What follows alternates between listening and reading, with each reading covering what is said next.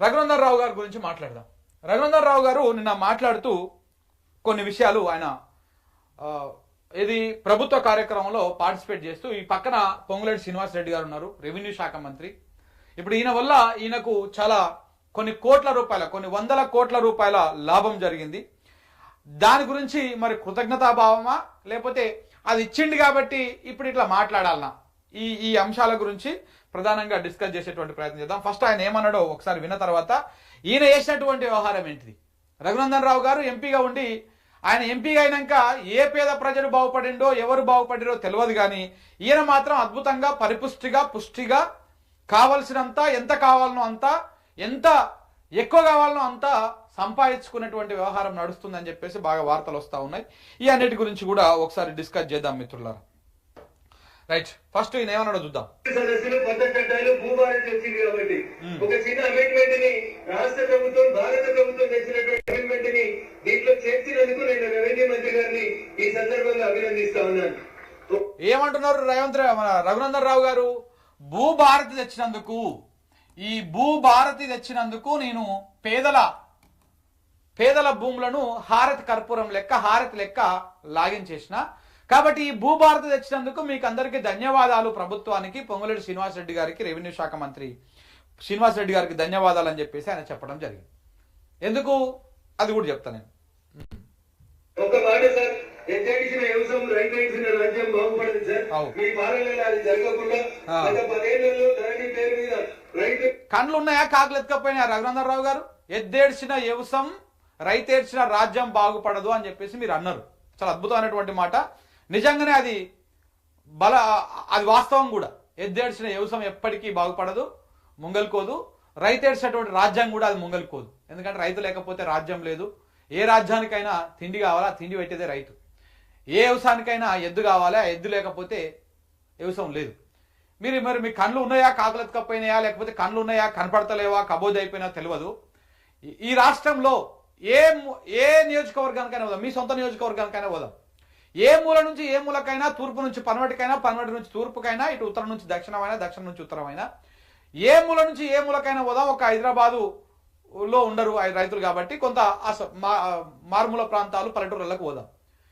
ఏ రైతు సంతోషంగా ఉన్నాడు, ఏ ఎద్దు ఏడుస్తలేదు, ఏది అద్భుతంగా ఉందో ఒకసారి మీ సంవత్సరంన్నర కాలంలో ఎలా ఉందో ఒకసారి మనం పోయి కనుక్కుందాం.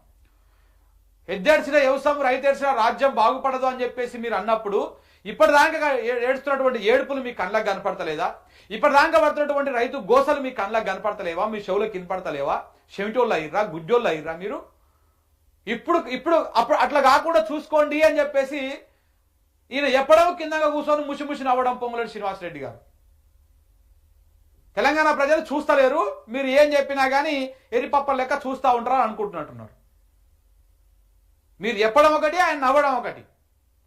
నేను చూపానా? ఇప్పుడు ఇదే స్క్రీన్ మీద 100 వీడియోలు వేసి చూపిస్తా. రైతులు ఎట్లా గోస పడతా ఉన్నారు, ఏ రకంగా ఇబ్బందులకు పడతా ఉన్నారు, ఈ చేతగాని దద్దమ్మ సర్కారు వల్ల ఎట్లా గోస పడతా ఉన్నారో చూపిస్తా. ఒకసారి చూడండి, మీకు చూస్తే కానీ అర్థం కాదేమో. ఇగో ఇది కళ్ళకు కనపడతలేదా రఘునందన్ రావు గారు?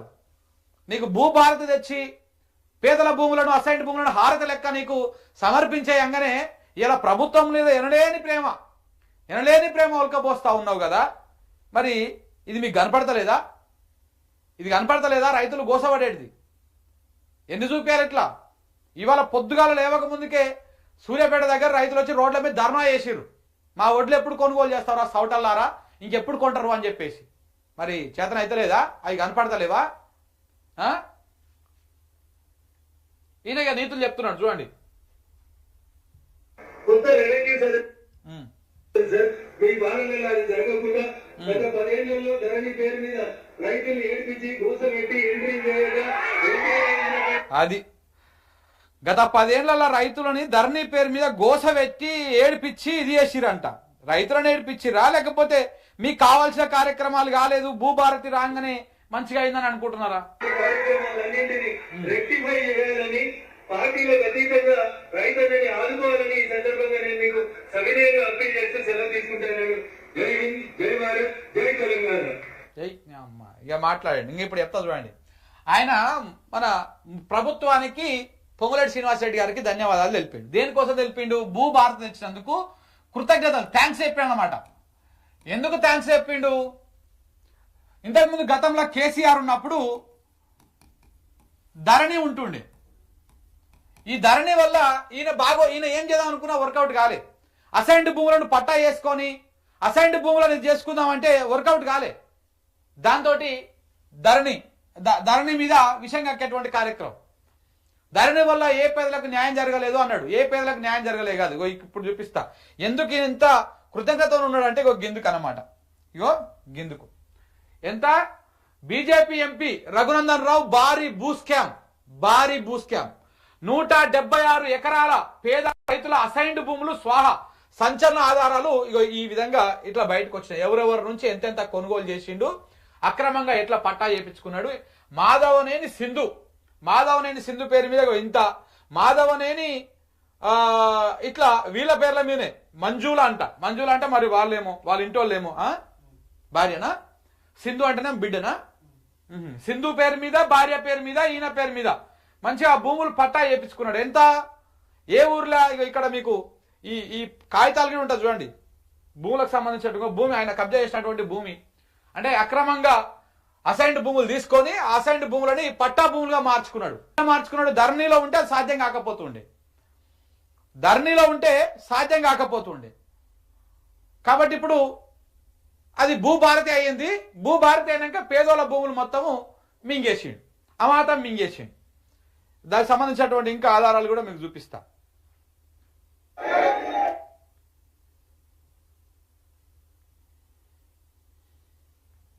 మధ్యప్రదేశ్ చూడండి, మాధవనేని సింధు, మాధవనేని మంజులాదేవి అందరు వీళ్ళ పేర్ల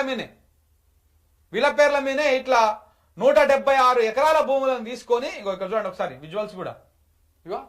ఈ తేటగా ఈ కాంపౌండ్ వాల్ ఉందా, ఈ కాంపౌండ్ వాల్ ఉన్న కాడికి ఈ మహానుభావుడే పేదల భూములను మింగేశాడు అన్నమాట.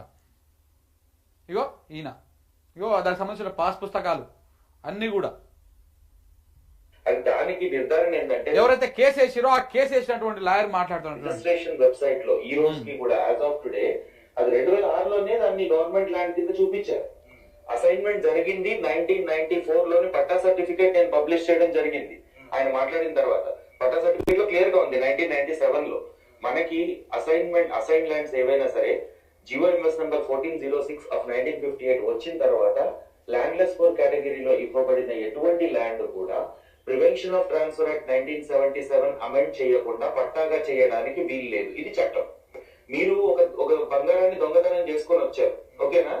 నేను దొంగతనం చేయలా, మీరు దొంగతనం చేసుకొని వచ్చారు. మీరు నాకు అమ్మారు, నేను కొన్నాను ఆ బంగారాన్ని. నేను దొంగ బంగారం కొనడం తప్ప కాదా?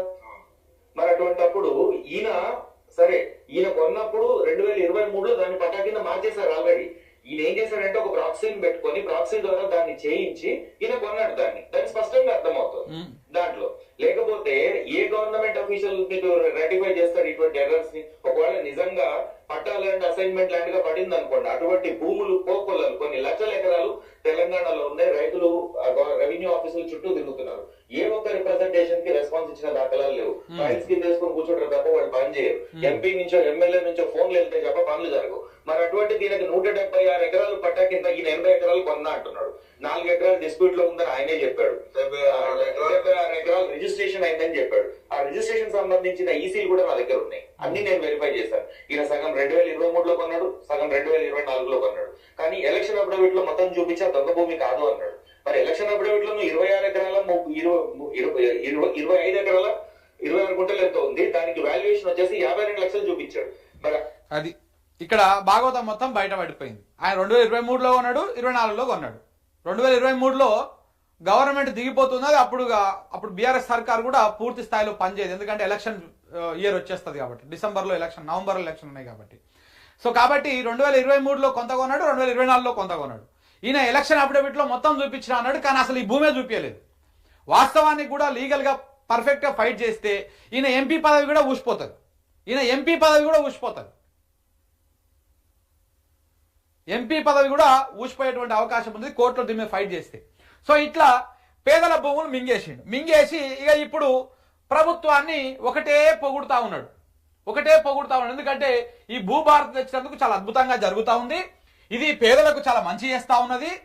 ఎందుకంటే పేదల భూములని 176 ఎకరాల భూములని అసైన్డ్ ల్యాండ్లని నేను కొనుగోలు చేసిన, అపరంగా మింగేసిన, ఇలా రైతులందరూ నోట్ల కొట్టినా అసలు ఈ అసైన్డ్ ల్యాండ్లు ఏంటిది?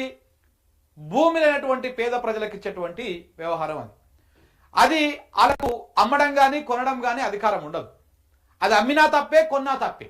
ఒక ప్రజాప్రతినిధిగా ఉండి ఇంకొక వ్యవహారం ఏంటంటే ఈ భూముల వ్యవహారంలో ఈయన ధర్నా కూడా చేసిండు గతంలో. ఆ వీడియోలు కూడా బయటకు వచ్చినాయి. ఏదో జరిగిపోయిందని చెప్పి ధర్నా కూడా చేసిండు. ఇన్ని చేసి ఇంత చేస్తుంటే వాళ్ళ కోసం ఏదో ఫైట్ చేస్తున్నారు అనుకున్నారు. కానీ అలా భూములన్నీ మింగేసినటువంటి వ్యవహారము ఇక్కడ కనపడతా ఉంది. ఈ అసైన్డ్ భూములను ఎవరు కొనుగోలు చేయొద్దు, ఎవరు అమ్మొద్దు.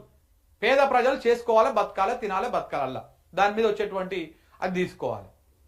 కానీ మన రేవంత్ రెడ్డి గారి అండదండ చూసుకొని ప్రభుత్వం మారిన తర్వాత ఈ భూభారతి రాగానే అలాగే ధరణి వ్యవహారములో ఎట్లా వర్కౌట్ అవుతలేదు కాబట్టి కేసీఆర్ గారు తెచ్చినటువంటి ధరణి దాంట్లో ఈ దొంగ పనులు ఏనిక, ఈ లంగ పనులు ఏనిక అయితే లేదు కాబట్టి, అసైన్డ్ భూములను పట్టా భూముల లెక్క మార్చుకునే ఫెసిలిటీ లేదు కాబట్టి ఈ భూభారతి వచ్చిన తర్వాత ఈ 176 ఎకరాల భూములని హారతి లెక్క మింగేసి అన్నమాట.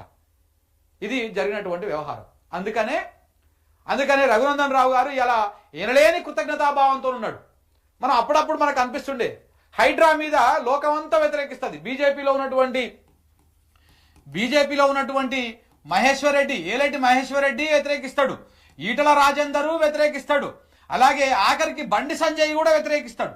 కానీ రఘునందన్ రావు ప్లస్ ఇంకొక ఆయన పేరు ఏం పేరా, ఈయన చేవెళ్ళ ఎంపీ కొండా విశ్వేశ్వర్ రెడ్డి, వీళ్ళు మాత్రం స్వాగతిస్తారు.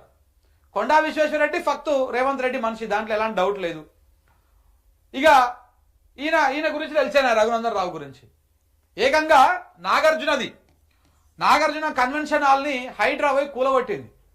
కన్వెన్షన్ హాల్ని కూలగొట్టినప్పుడు సినీలోకమే కాదు యావత్ తెలంగాణ సమాజం కూడా రేవంత్ రెడ్డి వ్యవహారాన్ని కొంత తప్పు పట్టింది. అంటే ఇట్లా పెద్దోళ్ళను భయపెట్టిస్తే చిన్నోళ్ళు భయపడతారు, దాంతో మనకు కావాల్సినటువంటి వ్యవహారం మనం చేసుకోవచ్చు అన్నటువంటి వ్యవహారంలో తప్పు పట్టింది. కానీ అప్పుడు కూడా రఘునందన్ రావు ఏం చేసిండు, ఉన్న పొలంగా పోయి ప్రెస్ మీట్ పెట్టి, అవసరం లేకపోయినా ప్రెస్ మీట్ పెట్టి జడ్జిని కోర్టునే తప్పు పట్టిండు. ఈ వ్యవహారంలో ఆ టెట్ట స్టే ఇస్తుంది జడ్జి, ఆ టెట్ట ఇస్తారు కోర్టుకి ఏమైనా అది ఉంటుందా? వినాలి కదా వాదనలు. ఈయన కోర్టును జడ్జిని కూడా తప్పు పట్టేటువంటి వ్యవహారాన్ని మనం చూసినాం. అంటే ఈయనకు 176 ఎకరాలకు సంబంధించినటువంటి భూమి వ్యవహారంలో ఈయనకు మేర్బానీ చేసిరు కాబట్టి రఘునందన్ రావు కృతజ్ఞతాభావంతో ప్రభుత్వాన్ని ఎక్కడ కూడా ఈగ వాలకుండా, ఏ విషయంలో కూడా ఈగ వాలకుండా చేస్తున్నటువంటి వ్యవహారాన్ని మనం చూసినాం అన్నమాట. సో అందుకనే ఆయన అట్లా చేస్తా ఉన్నాడు. దేనికి ప్రభుత్వం ఏం చేసినా కానీ వెనకేసుకొస్తాడు. ఈయనకేవి కనపడవు. ఈ రఘునందన్ రావు అంటే ఆయనకి రైతుల గోసలు కనపడవు, మహిళల గోసలు కనపడవు, ప్రభుత్వం చేస్తున్నటువంటి తప్పిదాలు కనపడవు, నిరుద్యోగుల ఆర్తనాదాలు కనపడవు. ఉద్యోగులు ఇన్ని రోజుల నుంచి ఆందోళన చేస్తా ఉన్నారు. వాళ్ళు ప్రెస్ మీట్లు పెట్టి బయటకు వచ్చి మాట్లాడుతూ ఉన్నారు. వాళ్ళకు సంఘీభావం తెలపలే, వాళ్ళ గురించి మాట్లాడాడు కూడా. ఇవన్నీ ఎందుకు మాట్లాడితే ఇది కథ. కానీ వాస్తవానికి ఇక్కడ తెలుసుకోవాల్సింది ఏంటంటే రఘునందన్ రావు భాగవతాన్ని ఈ అసైన్డ్ భూముల 176 ఎకరాల వ్యవహారాన్ని బయట పెట్టిందే రాష్ట్ర ప్రభుత్వం. ఈ విషయాన్ని మీరు గుర్తుపెట్టుకోవాలి. ఈ వ్యవహారాన్ని బయట పెట్టింది ఎవరు? రాష్ట్ర ప్రభుత్వమే ఈ వ్యవహారాన్ని బయట పెట్టింది. నీకు కావాల్సిన పని చేసి పెట్టేది ప్రభుత్వమే. ప్రభుత్వంలో ఉన్నటువంటి పెద్దలే నీకు ఎవరెవరు చేసి పెట్టిరో ఇక నీకు తెలుసు ఆ విషయం.